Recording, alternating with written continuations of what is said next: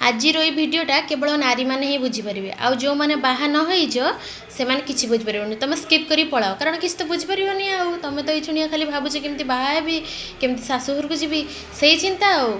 आम जो छोट होते से माँ मैंने जो सिंदूर शंखा आ शाढ़ी पिंधिकी रोसे करते आम भावुले ओफ तांको जीवन का आउ किसी जीवन ना आम तो खाली पाठ पढ़ा कहते आम तो खाली पाठ पढ़ खेल बंद कर खाली पाठ पढ़ किंतु से माने आराम से शंखा सिंदूर पिंधिकी घर बसी खाली दुईटा मुठे रोसे कर आरामदायक जीवन आ कि ना आबे कौन लगुच एबे शंखा सिंदूर पिंधिकी विवाहित नारी हो सारापर तापरे घर काम कर झाड़ू मार बासन माज आउ जाबतीय टेंशन शाशुघर लोक समस्त को पटेकी रख तांक मन बुझी काम कर बापघर लोक मन बुझी काम कर बंधु बांधव बुझी काम कर उफ मुंड खराब हो मुंड खराब तेणु जो मैंने बाहा न झील मैंने एत कन्न कन्न हुअनी बाहा मन देकी पाठ पढ़ है।